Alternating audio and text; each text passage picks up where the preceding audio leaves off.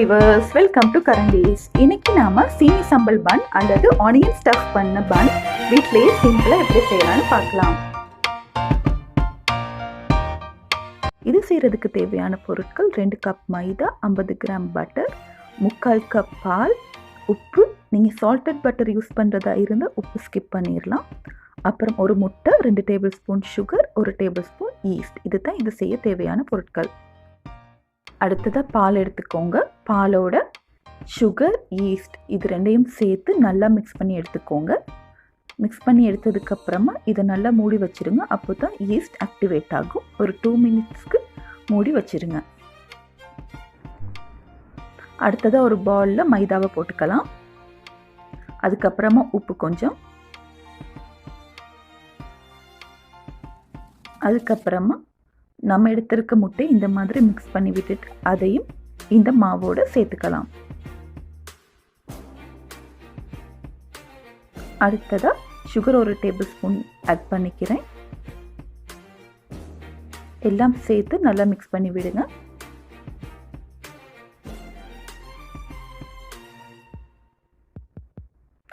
இப்போ பார்த்தீங்கன்னா நம்ம ஆக்டிவேட் பண்ண ஈஸ்ட் அதையும் இந்த மிக்சரோட சேர்த்துக்கலாம். எல்லாம் சேர்த்து நல்லா ஒரு 2 மினிட்ஸ்க்கு நல்லா எல்லாத்தையும் சேர்த்து இந்த மாதிரி மிக்ஸ் பண்ணுங்கள். நல்லா கையாலேயே ஒரு 2 மினிட்ஸ்க்கு மிக்ஸ் பண்ணுங்கள் இந்த மாதிரி.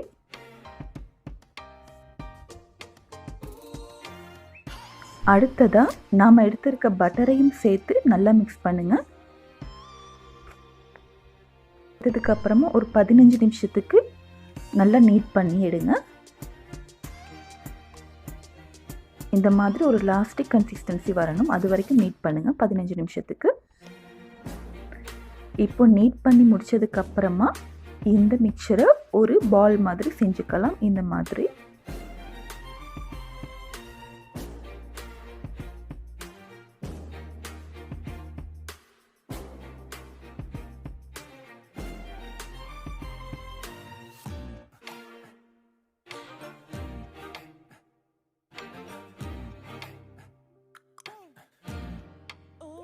அடுத்ததாக இதை நல்லா மூடி வச்சிருங்க. ஒரு 1 ஹவருக்கு இந்த மிக்சர் டபுள் சைஸ் ஆகிற வரைக்கும்.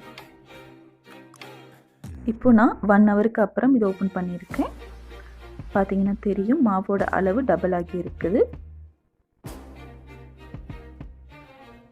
திரும்பவும் இதை ஒரு 2 நிமிஷத்துக்கு நீட் பண்ணிக்கோங்க.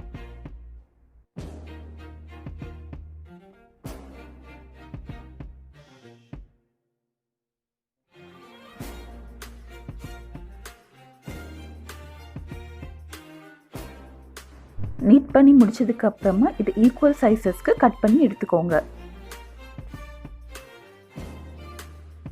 எடுத்ததுக்கு அப்புறமா இந்த மாதிரி பால் ஷேப்க்கு செஞ்சுக்கோங்க.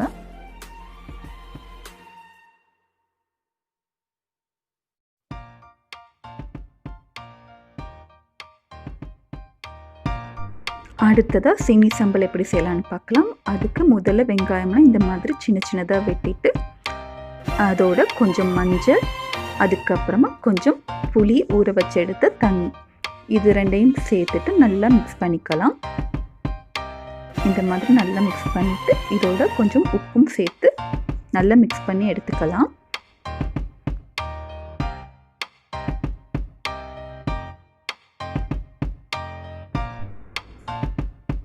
இப்போ பார்த்தீங்கன்னா நல்லா மிக்ஸ் பண்ணி எடுத்தாச்சு. இதை ஒரு 15 நிமிஷம் இப்படியே வச்சிடலாம். அடுத்ததாக ஒரு பேனில் 3 டேபிள் ஸ்பூன் ஆயில் போட்டுக்கோங்க. ஆயில் சூடானதும் இது கூட பூண்டு கொஞ்சம் சேர்த்துக்கிறேன். அதுக்கப்புறமா பட்டை,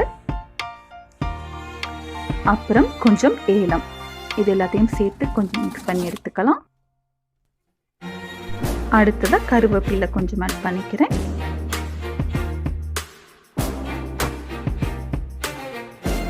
எல்லாம் சேர்த்துட்டு கொஞ்சம் வதக்கிக்கலாம். அடுத்ததாக மாசி ஆட் பண்ணிக்கிறேன். இது இல்லைன்னா நீங்கள் ஸ்கிப் பண்ணிடலாம். எல்லாம் சேர்த்துட்டு நல்லா மிக்ஸ் பண்ணி விட்டுக்கோங்க. இதெல்லாம் கொஞ்சம் வதங்கினதும் நாம் ஏற்கனவே வெட்டி மேரினேட் பண்ண வெங்காயத்தையும் இதோட சேர்த்து மிக்ஸ் பண்ணிக்கலாம். இந்த மாதிரி நல்லா மிக்ஸ் பண்ணி விட்டுட்டு இந்த வெங்காயம்லாம் குவான்டிட்டி குறையிற வரைக்கும் நல்லா வதங்கி வர வரைக்கும் இதை அப்படியே மீடியம் ஃப்ளேமில் குக் பண்ணிக்கோங்க.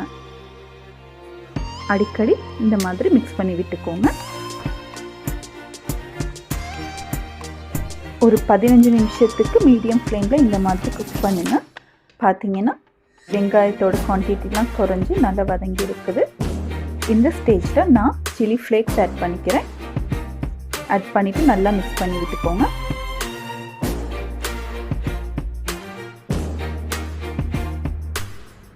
இந்த மாதிரி நல்லா மிக்ஸ் பண்ணதுக்கு அப்புறமா 3 டேபிள் ஸ்பூன் சுகர் ஆட் பண்ணிக்கிறேன்.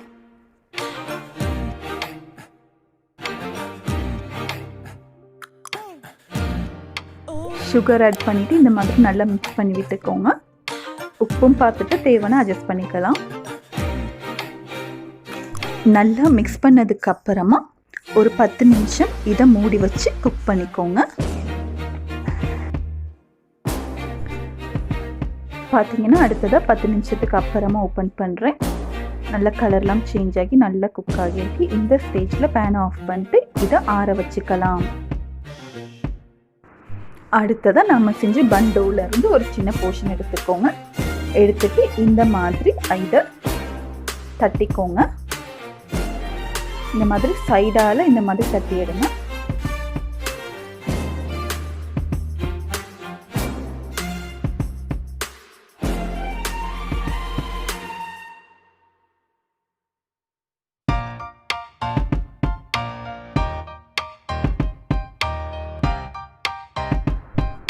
இந்த மாதிரி ஒரு ரவுண்ட் ஷேப்புக்கு இதை தட்டி எடுத்துக்கோங்க.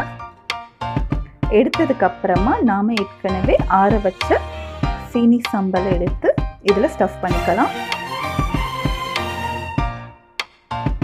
ஸ்டஃப் பண்ணிவிட்டு இந்த மாதிரி இதை கவர் பண்ணிக்கோங்க.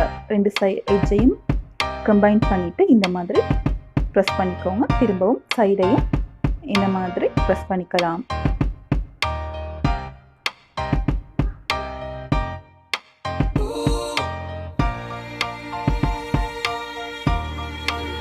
பன்னெல்லாம் இந்த மாதிரி செஞ்சதுக்கு அப்புறமா ஒரு பேக்கிங் ட்ரேயில் ஆயில் ஸ்ப்ரெட் பண்ணிட்டு இந்த மாதிரி அரேஞ்ச் பண்ணிக்கோங்க. எல்லாம் வச்சதுக்கு அப்புறமா இதை அரை மணித்தியாலத்துக்கு கவர் பண்ணி வச்சுக்கோங்க. அரை மணித்தியாலத்துக்கு அப்புறமா பார்த்தீங்கன்னா இது டபுள் சைஸ் ஆகியிருக்கும்.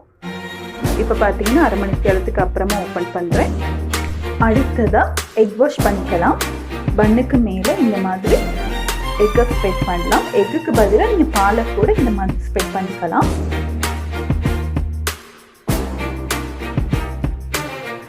எக் வாஷ் பண்ணதுக்கு அப்புறமா 10 மினிட்ஸ் ப்ரீ ஹீட் பண்ண அவனில் 200 செல்சியஸில் 20 மினிட்ஸ்க்கு பேக் பண்ணி எடுத்துக்கோங்க.